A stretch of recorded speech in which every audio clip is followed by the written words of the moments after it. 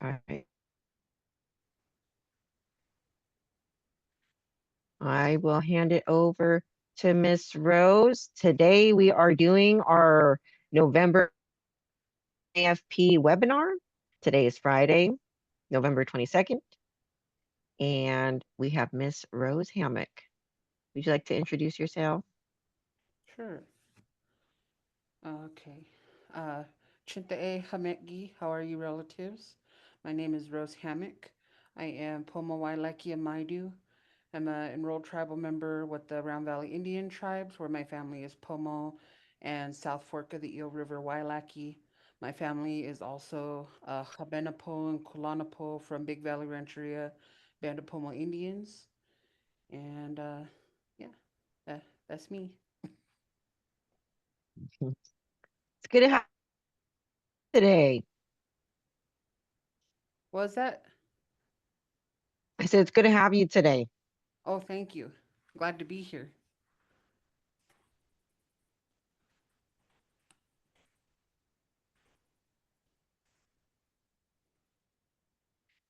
So, our program, NAFP, we focus on natural fibers throughout the state of California, with the intention of moving fully away from plastics. And so that is our focus. And so yeah, we're interested in different tribal knowledge keepers and their understanding of their environments and their traditional fibers. So Adasha.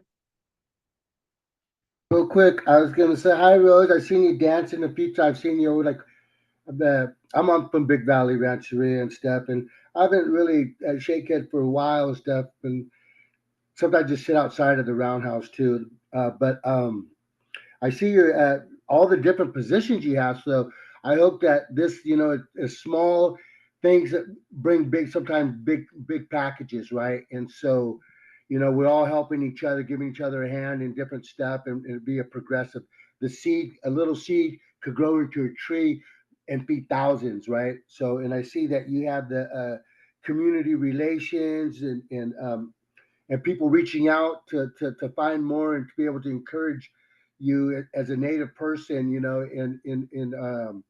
in the total social ventures of communities and individuals. And so, yeah, so thank you for being here with us. I can't wait to hear more about some of your role models and what has brought you towards, because for me, indigenous is even a new word, right? So indigenous is like, they say it's like first people to land, but I looked it up and it's a word for environmentalist. It's an environmentalist word.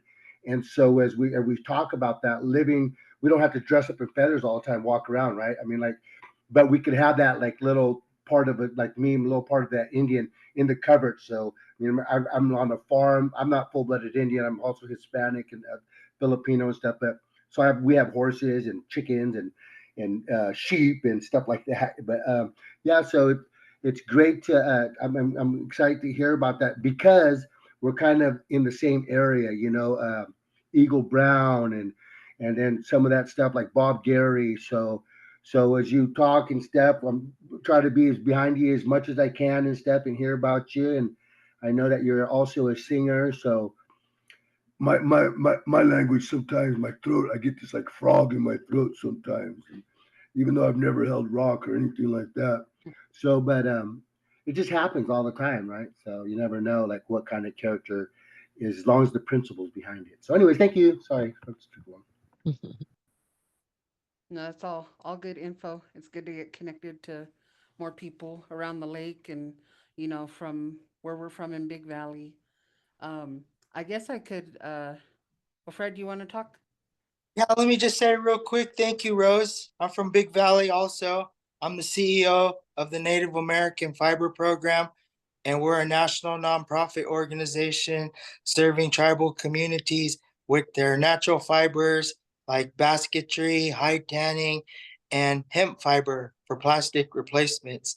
So I'm very honored that another one of my peoples, my sisters, my cousins, here today, the spirits, to tell us more about what you're doing and what you have, because you're a very special and unique person and a strong personality. Like your picture on the flyer was really something else, girl. That was very powerful. Thank you for submitting that to us. So I'm excited to hear your story. I'll stop talking. So thank you. Thank you. So I guess I'll start a little bit of kind of growing up and where I'm coming from. So uh, I'm currently 28, and when I was about 10 or 11, I started to participate in shake head dance, which is our social pomo feather dance that we do. That is a social dance, so we travel a lot with it. And that in itself, you work a lot with fiber and natural materials. So from 10, I would say to about 18, my dad is a regalia maker, so he does a lot of feather work and bead work. And he taught me how to make my top knot, which I dance with, and just working with different natural materials, not using a metal hoop, right? Going back to using willow as our hoop, not just for our top knots, but for our back feather pieces. If you're a men dancer, knowing how to make your own net with fiber and not having to rely on cotton string or even some manufactured hemp string that may have other chemicals and things in it. So always growing up with the knowledge and teachings of knowing how to work with our own materials in our home places to have for regalia. And I think from then on, getting involved in basket weaving as well. I was about 12 when I started to learn how to basket weave, and one of my first basket weaving teachers is actually her name is Jackie Nunez, and she's from down south, and she taught me how to weave just attending a youth conference. And I had always seen other relatives working with basketry, but I think I didn't really have the patience to sit and really learn not just the movements of how you weave a basket, but all of the knowledge that comes with being a basket weaver, knowing how to take care of the land, knowing how to take care of those sticks. What do you do when you can't gather? You still need to take care of those things in those places. And so having the time to sit with people like Jackie, and then more in our Pomo community, people like Mio Marufo and Corrine Pierce. My aunt Robin Mealy is also a basket weaver. And those three women in particular have been my leading basket teachers as I've grown older, and really just emphasizing the importance of many of us California Indian people come from basket weavers at one time, or we came from regalia makers. We come from people who run ceremony or who sing and who dance. And so, regardless of what we do today, we all come from that greatness. And so, knowing how to sit and really take the time to not just build relationships with our elders, but really sit and hear what they learned from their elders about how we're supposed to take care and respect the land, how we're supposed to give offerings. We talk about where I work at a nonprofit here called Redbud Resource Group. We emphasize teachings of respect, reciprocity, and relationships. And in our trainings, I always refer to that as being a basket weaver, because we have to have relationships with the land. We have to have relationships with the people. For us in Big Valley, we use a lot of tule, whether it's for ceremony or basketry. We can even eat tule.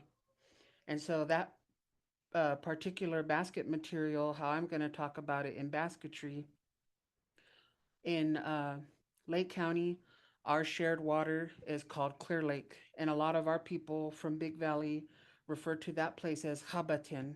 That's our translation to big water, because we're not ocean people, but we're lake people, and we all come from that water. We share that water, and for many of the life that my grandpa had and my dad's generation, our lake has always had, if not 100%, at least 90% coverage of tule. And when we talk about environment, tule is a natural filter. It filtrates a lot of that sickness that happens in our lake from boat runoffs and different things like that. And so when we talk about our water today, there's only maybe 10% coverage. And so when we talk about respect, reciprocity, relationships, we've been disconnected from our water. We've lost that connection to take care of that place. We've lost a lot of that knowledge to know why we have to take care of those things and what are the best ways to take care of those things.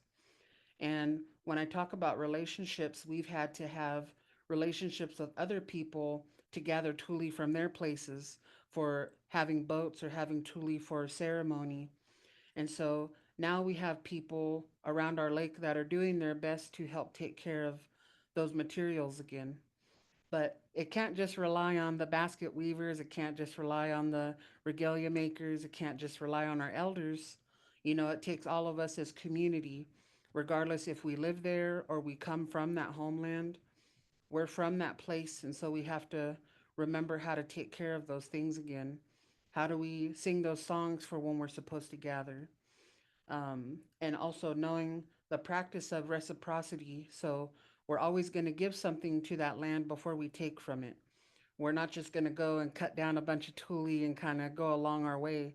We're going to go and maybe offer some food, offer a song, uh, make sure that our young people that go with us too have those same practices, because I know there will be a day where I'm an elder, and I hope that all of my nieces and my nephews, my godchildren that I take out to the lake, will remember those teachings when they're adults and when they're elders.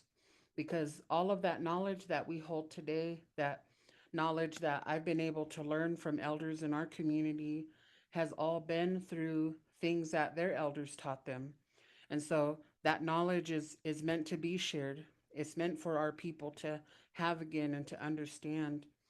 And so making sure that we remember those things: respect, reciprocity, relationships, in everything that we do as California Indian people.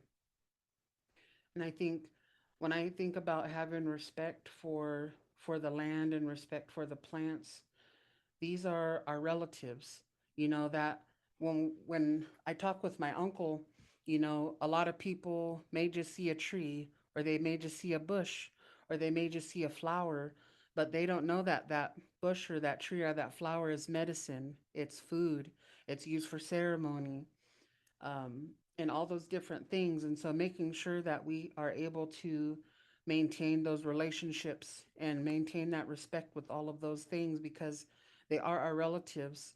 And before we ever had hospitals, before we ever had doctors, our plant relatives are those who have taken care of us and continue to take care of us. Even something like acorn, a lot of our California Indian people rely on acorn, but we know that when our plants are sick, our people are sick because we are connected. And so, again, just making sure that we're retaining that understanding of respect and reciprocity and relationships when we're out on the land. Now, when I think about those teachings, I also think about not just those plants themselves and getting them to the point where we can make fibers. So, again, things like tule, we need to make sure that that water and all of the surrounding environment is safe and is protected for us to go into the water to gather it. We have a lot of stories of elders amongst our Pomo community who at one point had a lot of sores in their mouth and even developed mouth cancer because they were gathering basket sticks along creek beds that were close to wineries.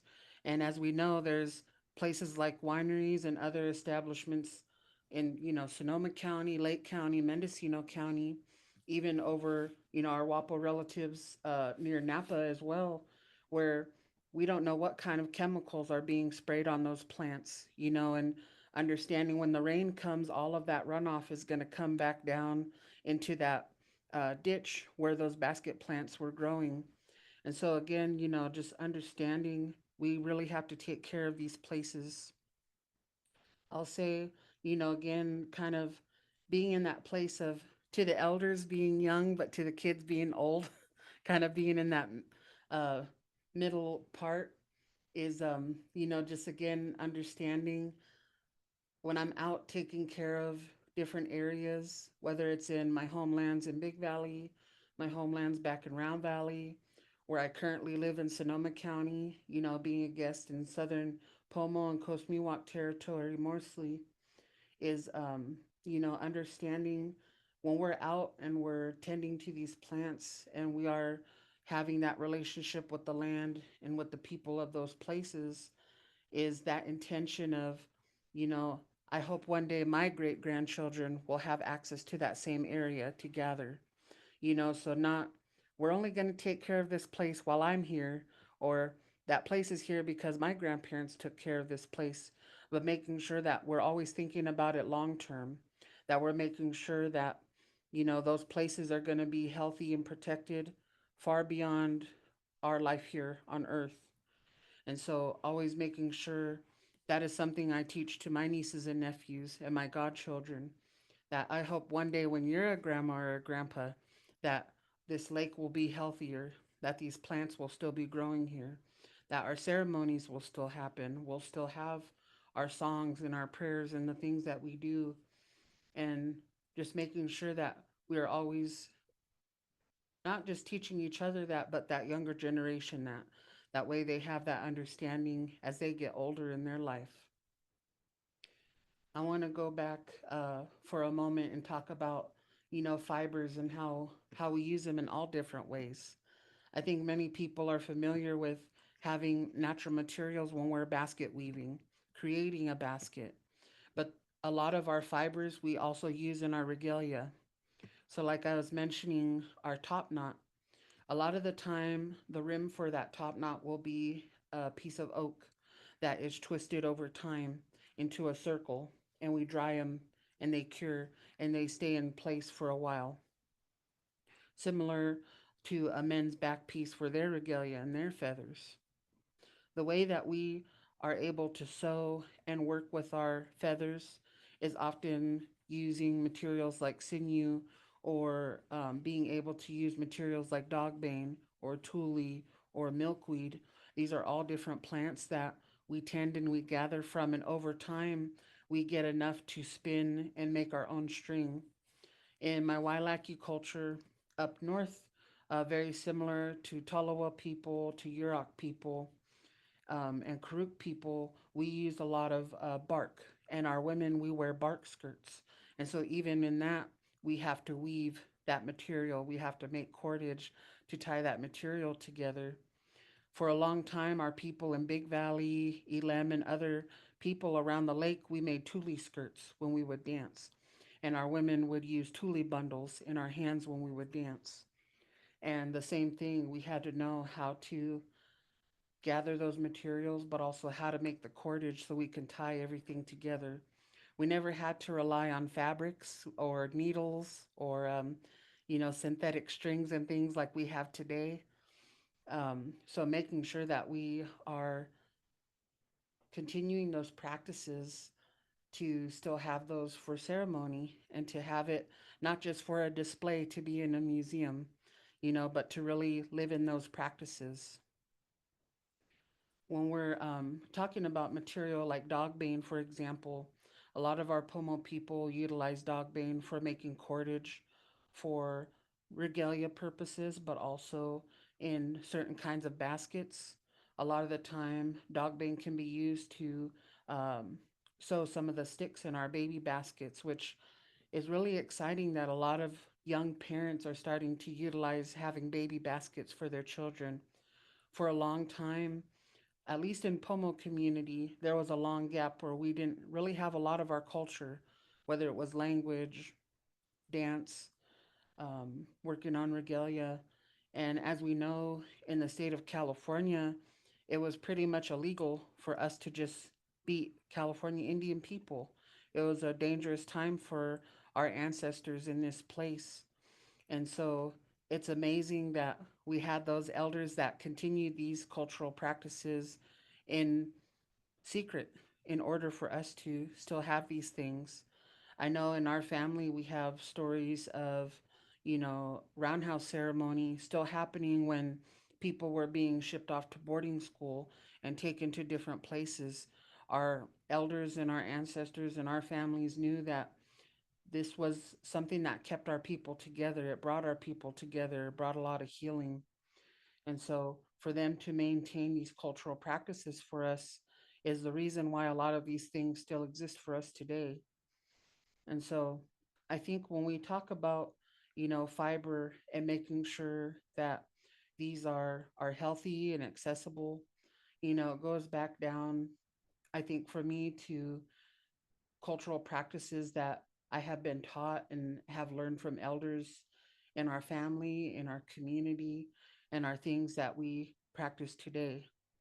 Much like our traditional foods, not all of our basket materials or our fiber materials are accessible year round. Everything has a season. And I think, in the last 2 or 3 years, something I've observed is our seasons are really changing. This year in particular, I noticed in some areas our acorns were dropping in August and September, when really October and November are those main times. And also noticing, the health of our lake, um, Chabatan, Clear Lake over in our area of Big Valley. Also noticing some of the plants and things that grow in that area have been coming out sooner or later than usual. And so I think today, as modern basket weavers, you could say, we have to learn how to adapt to the changes in our environment. When are things accessible, and when are we making the time to go out and check on those things, make sure that they're healthy, make sure that when it is time to gather, that we're able to gather, and making sure that we're sharing with our neighbors. There have been times where I've been asked to work on a baby basket or a gathering basket, and the sticks that we need are not in our home place. And so, where are my relationships with other people from other places that we will be able to gather in their area, their region, and knowing that that's just going to strengthen our relationships with those places and those homelands. I've been born and raised here in Santa Rosa and Sonoma County, and for many times I've had an opportunity to meet with Wapo tribal people and Coast Miwok tribal people and Southern Pomo people, and have been invited in to help tend to their home places where they have willow and dog bane and all these other traditional materials and fibers. And what a pleasure that has been to sit with their elders and sit with their basket weavers and hear their knowledge they've received. What are ways that they take care of their plants that are different than how we take care of our plants? And I think time and time again, it's gone back to that respect, reciprocity, and relationships for the human people, the plant people, and the animal people, and understanding that, when we're taking care of these plants, this is for the future. Maybe it's not ready to gather these sticks, but we're going to still go and maybe put some ash at the base of that plant. Maybe we're going to offer pennies or offer a piece of hair, offer a song, feed that plant, give it water. And so treating it just like the way I explain to the kids is treating those plants like our elders. What do we do to take care of our elders? We make sure they have food and water. We make sure that they're comfortable and they're taken care of. And we talk to them, we sing to them, we may dance for them, and so always making sure that we are maintaining that part of our relationship with those plant relatives. And I think when it comes to being a guest and being invited into other home places, it's the same thing. Where I come from, this is a way that we offer to this plant, or this is how I say this plant in my language. And so it also gives opportunities for us as California Indian people to share parts of our people and our home places, language, song, dance, how we do offerings. And so I really enjoy the times that I get to weave and go out and tend and gather to different plant relatives. And I think too, something that is different for modern basket weavers is some of these places that we're able to gather from today, maybe in the middle of a park, or it may be private property, or it may be just on the side of the road or the highway, and we know a long time ago when our ancestors and elders were young people, all of that land was open and it wasn't so segmented how it is today. And so finding not just healthy places to gather, but safe places. I don't recommend people going on the side of the freeway or the highway to gather, but as we know, we have to kind of look for those places where our materials grow. And so it does create some safety risks, in today's time. And that goes back to having relationships in other uh, communities that are near us, our neighbors, and asking if they have those materials available or accessible for us. So that's a little bit on that. I don't know if you guys had questions or anything. No, Rose, that's beautiful. Are you sure you're 27? 28. 28. My gosh, all that knowledge. That's old. That's 20,000 years old, just passed down. That's beautiful story. That's the whole point of Native American Fiber Program. To hear like that, to share like that, to how like this video, watching 10 years, it's gonna be still up there. And dang, they're gonna watch that. That's just a lot of knowledge. And I'm just sitting here weaving my basket, just listening, soaking it all in. I gotta watch this twice. It's really told. Wow, when you get older in your 40s, watch, you're gonna be powerful. But you like get a PowerPoint presentation. Cause dang, the way you talk is just really, it's good medicine. Yeah. Thank you. I don't want to stop you. Go ahead. Keep going. Keep going. You.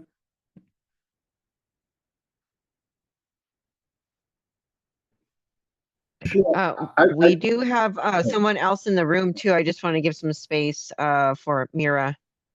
If you would like to introduce yourself or say hello. Hi. Yes, sorry I'm late. I'm Mira Evans with Hammock Indian Village of California, and I'm the Education and Outreach Coordinator. And yes, I am glad I showed up because that was a really beautiful message. Oh, thank you. Glad you could join us.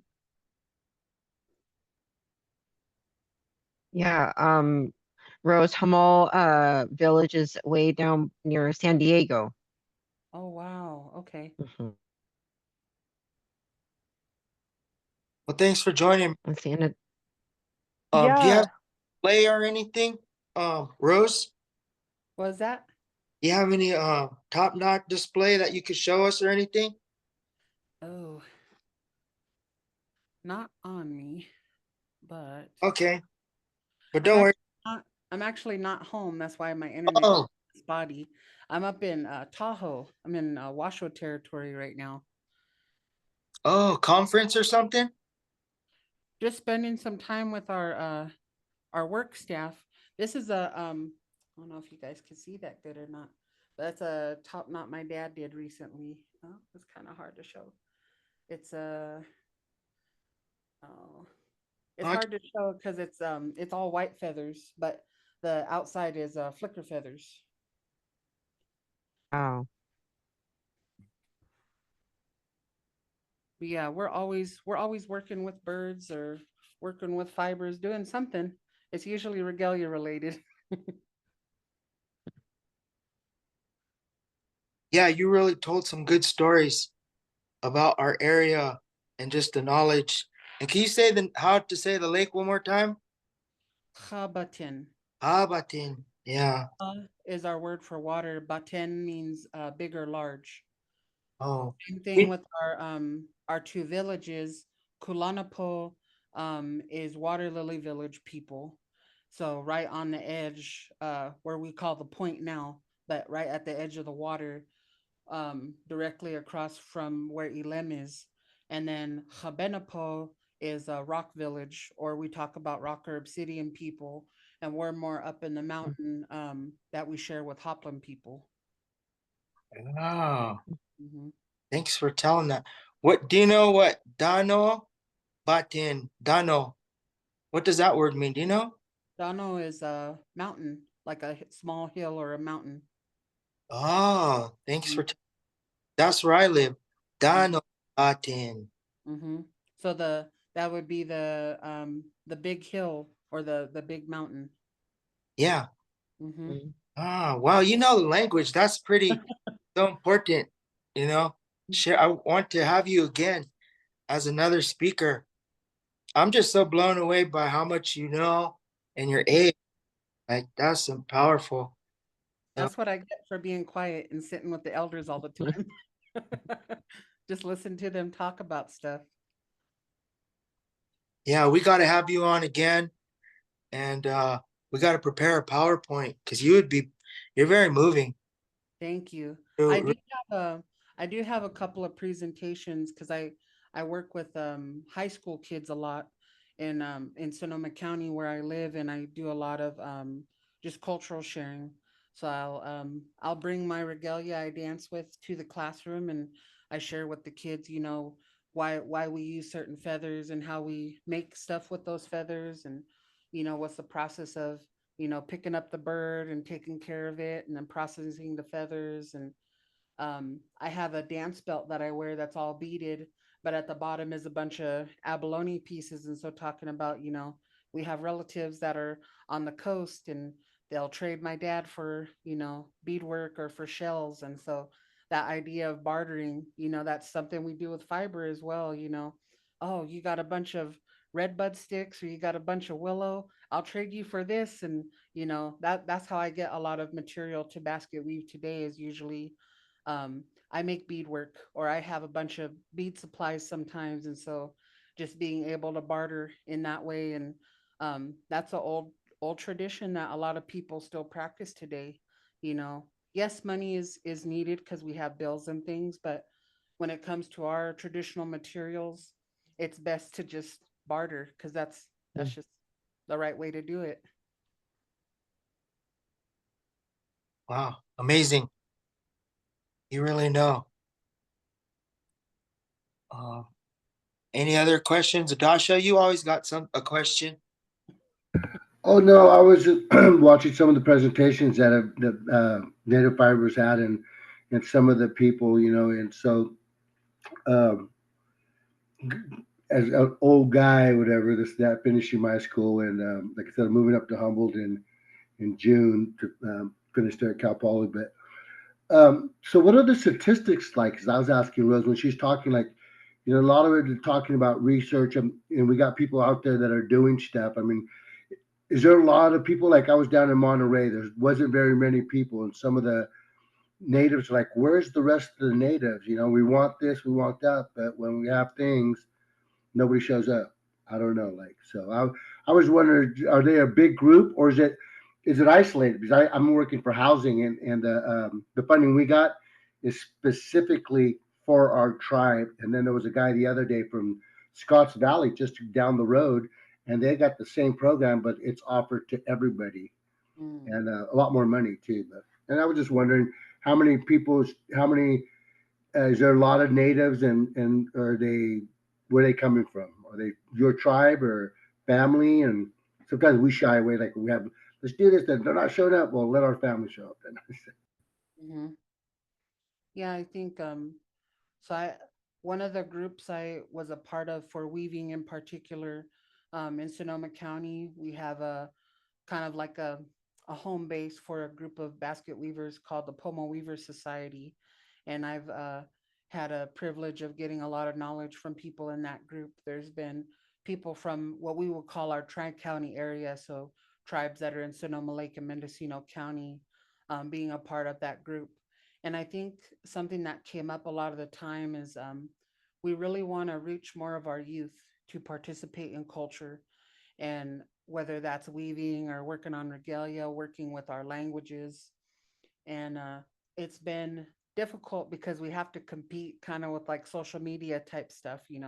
Kids are really into TikTok and Instagram and all of those things. And so Silver Galetto, he's a tribal member from Cloverdale Rancheria, actually started a TikTok to share about basket weaving. And he did like just very short videos of showing different baskets that he's a like his basketry is very um I don't even have the word for it. It's just it's like the elders are weaving through him, like just the amount of detail that he puts into his work. And he's a wonderful teacher. He has a lot of patience for us that are just learning in that group of weavers. And um, I think over the past few years that that group has existed in our area, there have been different women in the group that have brought in their children and their nieces and nephews. And so I think when it comes to bringing more of our community in, I think sometimes it has to start.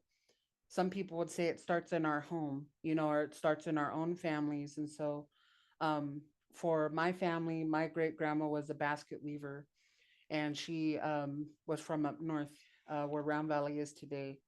And on my grandpa's side, my grandpa's dad, that's where our Big Valley family comes from. And my great grandma wove a lot of different style of baskets, coil baskets mostly.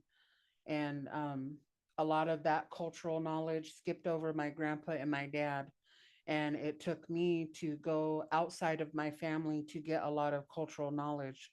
So when I talk about sitting around the elders, it wasn't just grandma and grandpa, auntie, uncle, whoever. It was literally going to other relatives' houses or other elders' houses and sitting at that coffee table or sitting on the floor or sitting on the couch and listening to what they had to talk about, listening to struggles they were having or things that they hoped us as the younger people at that time would be open to learning. I think a lot of the times our elders have so much knowledge, they have so many stories, they have a lot of lived experience, and I think younger people were just kind of in the motion a lot of the time when we're younger, like what do they say, preteen or like teenagers. You're just worried about school or a boyfriend or girlfriend or something like that. You're just worried about hanging out with your friends. But we forget to realize that our elders really aren't going to live here forever. And we have to take those opportunities to sit and hear those stories and learn from them, because the way my uncles talk about learning from their elders, it's like I've heard those stories and maybe seen those people's pictures, but it's such a different experience because they learn directly from the source, right? And we're learning from those students of that person, so we're still getting that cultural knowledge, but we'd never had the opportunity to sit with those knowledge keepers themselves.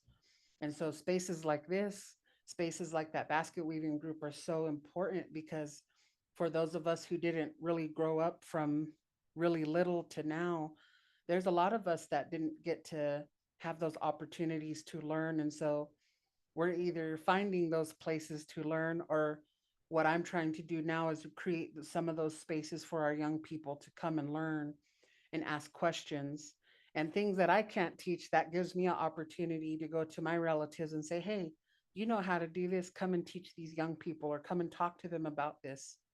And really finding ways to bring those teachers uh, to the people who want to learn.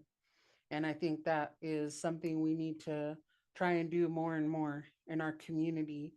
And I think, again, as California Indian people, we're not supposed to be greedy people. So when we talk about knowledge of, well, where did this song come from? Or where did that basket design come from? A lot of the times, those things do come from certain families, but when we have a bunch of knowledge and it stays here, that's not helping our people. That's not serving our people. Knowledge is power. And all of these things that we learn from our communities, when we share that with one another, that's cultural exchange. That's teaching from one another. We're not always the teacher. We're all students. We all have something to learn from one another. And I like to argue with the teachers sometime and say we have a lot to learn from the young people too, because they also are sometimes those quiet ones that just sit and like to listen and maybe don't always ask those questions. And so I don't have children, but I have a couple of godchildren and lots of nieces and nephews. And some of my nephews sing in roundhouse. They dance big head or they dance flathead. They're ceremonial young people. And sometimes I have questions for them. What's it like for you to be involved in culture, but also be a young person today? because there's so much pressure on them from different things in the outside world. You know, I have a lot of talks with my dad about, well, what was it like for you to go to roundhouse and ceremony? What was it like for you to sit with these elders? And we get to have those conversations because those elders passed before I was even born. And so the knowledge he knows from them, he teaches to me. But again, I'm not learning from that direct source. And I love, I'll share a quick story about my grandpa. So, my grandpa, I was his caregiver for a while in high school and when I was first going to college. And there was a time where it was maybe about a week before my grandpa was going to pass away. And he's always known I've danced and was working with language and stuff. But there was one day we were just sitting, I think, eating lunch or something together, and he started telling me about our roundhouse in Big Valley and how, the way that roundhouse is done today is different from when he was a child. He had his dad was one of what we call a captain, so they're one of the people that help run our ceremony. And so he said back then children weren't allowed in the roundhouse. It wasn't unless you were being doctored to be a part of that roundhouse that a child was allowed in, because that ceremony, that serious business, is how my grandpa would talk about it. That was when you're supposed to be in prayer, you're dancing, you're supposed to be praying, not just for your people, but all people. We think about everybody in the world, all people around us in our communities. And so he remembers being about 11 or 12. And he said, it wasn't until I was maybe 13 or 14, I was allowed to sit in the roundhouse and be able to dance on the side. And he said for a long time, because their house was right across from the roundhouse at the time. And he said him and all his siblings would sit by the window and they would watch the dancers outside before they would go in the roundhouse. And he said, all my childhood, that's the only time we ever watched the dancers. He said, otherwise, we just had to sit in the house. And he said, when, our 4 days of ceremony was over, that his dad and his uncles, that were the other captains at the time, would all come and they would have a meeting in the house. And the kids had to go outside because they had to talk and take care of things. And so that was my grandpa's experience. That was his experience with ceremony and being around their elders at the time. Now today, when we go to Roundhouse, there's many children, which I think is good. It's good for our young people to be in ceremony, around ceremony. That way it's something that's normal for them. We want to normalize our culture, normalize our ceremonies. But at the same time, I see many moms in for the most part that get up to dance on the side, and a lot of the times they have to sit down because their baby is crying or their baby might be coughing or something. And so there's things today that are, I guess you could say, is almost a distraction from what we're supposed to be doing in there. That's my take on it. And so I just share that because, when we talk about like knowledge and things that we're learning, it's not it's not just for us. It's for the people.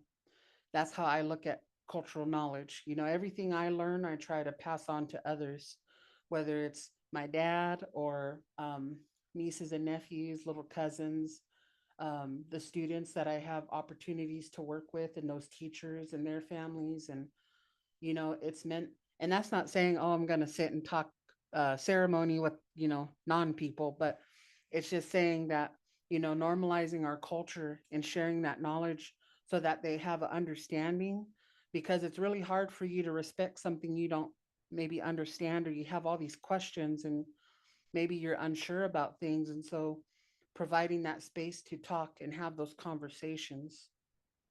And so when it comes to cultural knowledge, I mean, we all have some cultural knowledge.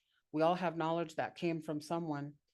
And so just knowing, when it comes to our culture and things, if we have those opportunities to teach other people, that's the way to go. That's how we keep it alive. Because I mean, I hope I make it to being an elder one day, but say if something happened to me, I know that today I have lots of nieces and nephews that I've shared songs with. I've taught them how to dance. I've taught them our rules and our protocols. I have taken the kids many times out to gather traditional foods and cut basket sticks and things because my aunts and women in our community took the time to do those things with me.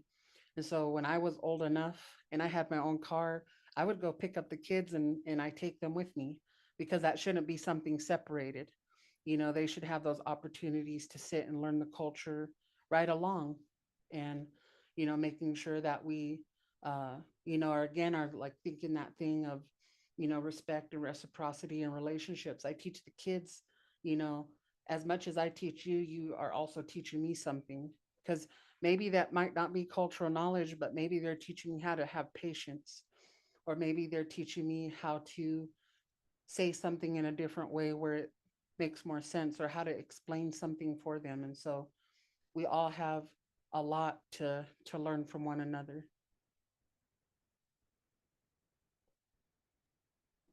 That was really good. I loved it. Just listening and weaving the basket. That was beautiful. Oh, thank you so much. We got to have you back. I'd be happy to come back.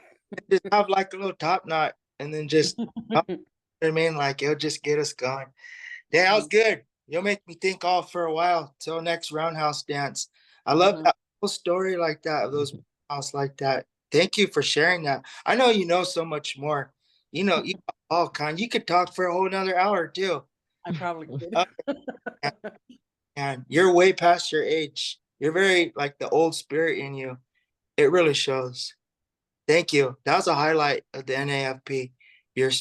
Your speech today. Thank you so much for attending, Rose. And if you know anybody else who's into fiber or storytelling, please refer them to us. We're trying to get the 2025 list of people going, and of course, we pay them $500. And I'll send you your check here. We'll get your address and we'll send it out to you as soon as possible, real quick. I have a lot of people that have been my teachers that, I mean, I'd love to just sit here and listen to them talk some more. Yeah, hope right now it's once a month, and this is our first year doing this program. And maybe one day we'll get bigger, do it twice a month. But hopefully, we're gonna have enough videos on our channel. In 10 years, we're gonna have all kind of Indian videos, all kind of people talking, and you won't regret it. Your kids, your grandkids, they'll all look back and look, all that knowledge. So I'm glad we captured it here today. I feel really good inside for your Thank work. Thank you. Yeah. you. I love you, cousin. Love you. Mm, Thank you. mm, That was good. Well, thank you so much, Rose. You really opened up this webinar in a really good way and just really got us all thinking just about those relationships and just how special they are and how they just transcend through generations, in the past, now, and into the future. Hmm. All over the place sometimes. I love it. Yeah, I mean, I think back to, I have a lot of elders that I have a lot of high love and respect for, that are, on the coast. So Kashaya Pomo people and Point Reno Pomo people that, my grandpa used to like cut wood for the elders up there when he was younger. And um, my grandpa and my dad and them lived up in Kashaya for a few years when my dad was young. And so all of these people, once I tell them who my grandpa was or who my dad was, oh, I know you, I know your family. And then, I have opportunities to know those elders in a different way, have my own relationships with them. And, in our community, it's everybody's grandma and grandpa is your grandma and grandpa. We all share aunties and uncles, Hmm. all see one another as, brothers and sisters and cousins. And for the younger ones, when I talk about nieces and nephews, those are just all my cousins, but that's our love and respect we have for one another. I'm their auntie and they're my niece or nephew. And so that's something else that, when we talk about relationships, we don't use things as, well, that's my half brother, or that's my, that's like my step cousin, or I don't know, however you want to word it, but family is family, and again, that Hmm. kind of goes back to like when we're teaching each other knowledge and stuff. No, nobody knows more than the next person. You know, we all have something to teach one another and to contribute to that different knowledge that we're trying to learn and share. Yeah, absolutely.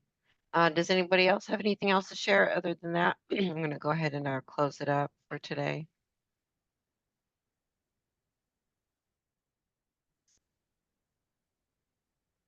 All righty then. Again, Rose, thank you so much for coming in today. We sure do appreciate it. Just a lot of beautiful, beautiful words. Thank you for allowing me to come and share and just really just hang out and visit and talk a little bit. I appreciate it. And I definitely will refer some people over to you guys to reach out to.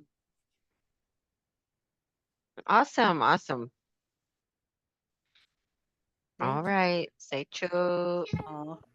Thank you, everyone. That was a Um, one. Thanks for attending. sorry, but adios, adios, bienvenidos. I had a great, great time. Awesome.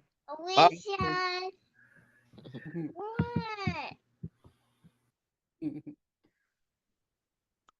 All right. Let's end it.